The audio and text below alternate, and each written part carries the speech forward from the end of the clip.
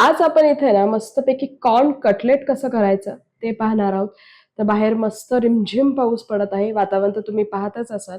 अशा वातावरणात आहे ना काहीतरी चटपटीत, गरमागरम खाण्याची जर इच्छा होत असेल ना, तर येस हे कॉर्न कटलेट अगदी परफेक्ट रेसिपी आहे. आणि ऑफकोर्स कॉर्नचं सीझन आहे, तर हे कॉर्नचे कटलेट झालेच पाहिजेत. हे कॉर्नचे कटलेट हेल्दी सुद्धा आहेत, कारण यात भरपूर भाज्या आपण घालणार आहोत. त्यामुळे मुलांसाठी ही एक पर्वणीच आहे आणि खूप छान पदार्थ आहे. तुम्ही नक्की ट्राय करा. त्याआधी माझ्या चॅनलला सबस्क्राईब करायला विसरू नका आणि बेल आयकॉनलाही क्लिक करा. नमस्कार, कृष्णाज रेसिपी मराठीमध्ये तुम्हा सर्वांचं मनपूर्वक स्वागत आहे. आणि आज आपण इथे बनवणार आहोत मस्तपैकी गरमागरम कॉर्न कटलेट. याला मक्याचे कटलेट असेही म्हणतात. सो रेसिपीला सुरुवात करूया. तर आहे ना हे मक्याचे कटलेट बनवण्यासाठी किंवा कॉर्न कटलेट बनवण्यासाठी साहित्य काय घेतलेलं आहे ते पाहूया.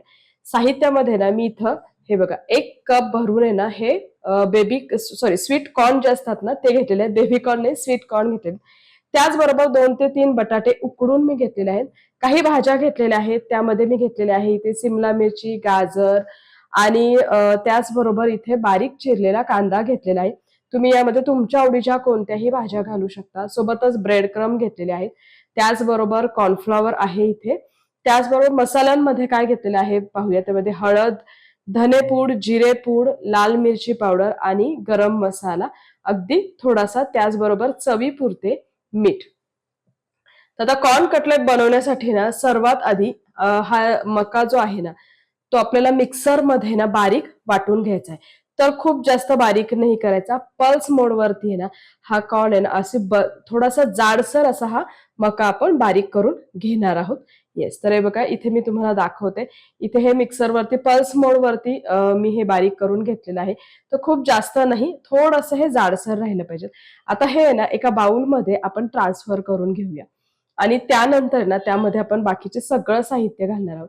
पण त्याआधी हे बघा मी तुम्हाला दाखवते. तुम्ही बघू शकता खूप जास्त बारीक नाही वाटलेलं. अगदी पल्स मोडवरती ना 1-2-3 वेळा मी ते मिक्सरला फिरवलेलं आहे आणि लगेच ते पटकन छान बारीक होतं. आता यात आहे ना हे उकडलेले बटाटे मी ऍड करणार आहोत. तर आता उकडलेले बटाटे हे पूर्णपणे थंड असले पाहिजेत आणि शक्यतो ना बटाटे 1 तास फ्रीजमध्ये ठेवा आणि मग नंतर बाहेर काढल्यानंतर यात ऍड करा. छान हे मस्त बाइंडिंग होतं. आता आहे ना हे बटाटे ना हाताने मी मॅश करून घेणार आहे. तुम्ही मॅशरचाही उपयोग करू शकता, पण मी हातानेच मॅश करून घेणार आहे. सोबतच ज्या आपण भाज्या कट करून घेतलेल्या होत्या ना त्या ऍड करणार आहोत. अजून एक साहित्याचे प्रमाण मी खाली डिस्क्रिप्शन बॉक्समध्ये दिलेले आहे. तर आता यामध्ये कांदा, सिमला मिरची आणि आहे ना गाजर ऍड केले. थोडेसे इथे अख्खे कॉर्न आहे ना तेही मी ऍड केलेले आहेत. असे दाताखाली आल्यावर ते खूप छान लागतात. त्याचबरोबर आहे ना आपण मसाले घालणार आहोत. तर मसाल्यांमध्ये मी इथं घेतलेला आहे धनेपूड, जिरेपूड, थोडासा मी इथं गरम मसाला घेतलेला आहे. लाल मिरची पावडरही घेतलेली आहे, हळद. तर लाल मिरची पावडर आहे ना फक्त ही काश्मीरी लाल मिरची पावडर आहे. तुम्हाला जर थोडंसं तिखट हवं असेल ना तर तुम्ही थोडीशी तिखट मिरची पावडर घातली तरी काही हरकत नाही. आता आहे ना हे सगळं आपल्याला छान मिक्स करून घ्यायचं आहे. जेव्हा आपण कॉर्न मिक्सरवर बारीक करतो ना तेव्हा त्याला थोडंसं पाणी सुटतं. सो त्यामुळे ना बाइंडिंगसाठी आपण यात ब्रेड क्रम्ब वापरणार आहोत. पण त्याआधी ना हे आपण सगळं छान मिक्स करून घेणार आहोत. आता सगळ्यात शेवटी यात चवीपुरतं आपण मीठ घालणार आहोत. चवीपुरतं मीठ घातल्यानंतर आहे ना मी यात घालणार आहे 2 चमचे कॉर्नफ्लॉवर आणि ही कॉर्नफ्लॉवर सुद्धा आहे ना सगळी छान मिक्स करून घेणार आहोत. तर आता इथे आहे ना साधारणतः आहे ना मी अर्धी वाटी आधी ब्रेड क्रम्ब घालणार आहे. पण जर गरज वाटली तर मी यात पुन्हा थोडी अर्धी वाटी ब्रेड क्रम्ब ऍड करणार आहे. कारण आपल्याला एक त्याचं छान बाइंडिंग झालं छान आहे ना त्या कटलेटला एक परफेक्ट शेप आला पाहिजे. त्यासाठी ना इथं आपण ब्रेड क्रम्ब अजून एक्स्ट्रा लागलं तर घालणार आहोत आणि कॉर्नफ्लॉवर जरी लागलं ना तरी 1/2 चमचा कॉर्नफ्लॉवर पण घालणार आहोत. तर हे बघा इथे मी आहे ना अजून अर्धी वाटी ब्रेड क्रम्स घातले होते आणि 1 चमचा कॉर्नफ्लॉवर पुन्हा मी घातलं होतं आणि हे बघा मस्त असा याचा घट्ट गोळा रेडी झालेला आहे. आता नाही बघा मी तुम्हाला दाखवते. सहज आहे ना हाताने जरी याचे कटलेट वळवले ना तर ते सहज वळले जातात. येस, या असं आपल्याला हे जे कटलेटचं जे आहे ना प्रमाण ते अगदी व्यवस्थित हवं आहे की खूप पातळ नाही झालं पाहिजे. बघा अगदी परफेक्ट असे याचे कटलेट होत आहेत. आता आपण याचे कटलेट करून घेणार आहोत. त्यासाठी ना मी हाताला चांगलं तेल लावून घेतलेलं आहे आणि ना मी या कटलेटला आहे ना एक गोल शेप देणार आहोत. तुम्ही तुमच्या आवडीचा कोणताही शेप देऊ शकता, सिलेंडर शेप देऊ शकता किंवा हार्ट शेपचे कटलेट बनवू शकता, एनिथिंग. मी इथं गोलच बनवते कारण हे खूप छान बनतात असे आणि इझी होतात. मुलांनाही आवडतात. मुलांच्या टिफिनला एक वेगळा मेनू म्हणून तुम्ही हा देऊ शकता. आता आहे ना, इथे सेम आहे ना, याच पद्धतीने मी बाकीचे सुद्धा कटलेट बनवून घेणार आहोत. तर हे कटलेट आहे ना, अगदी 4 ते 5च बनवायचे. खूप जास्त सगळे कटलेट बनवून ठेवू नका. 4 ते 5 कटलेट बनवून ते फ्राय करून मग दुसरे कटलेट बनवायला लागेल. तर हे बघा, इथे तुम्ही बघू शकता सहज हे वळले जातात. छान शेप ह्याचा रेडी झालेला आहे आणि सेम आहे ना, याच पद्धतीने ना, हे बघा, मी इथं साधारणतः एक 4 ते 5 कटलेट बनवून घेतलेले आहेत. आता हे आपल्याला डीप फ्राय करायचे. तर इथे ना आपण सगळ्या भाज्या आणि कॉर्न आहे ना कच्चं वापरलं होतं, त्यामुळे आपण इथे हे डीप फ्राय करणार आहोत. तर डीप फ्राय करण्यासाठी तेल मी आधीच गरम करायला ठेवलं होतं आणि मीडियम फ्लेमवरती ना तेल आपल्याला चांगलं गरम करून घ्यायचं आहे. तर तेलाचं टेम्परेचर आहे ना खूप हाय नाही असलं पाहिजे.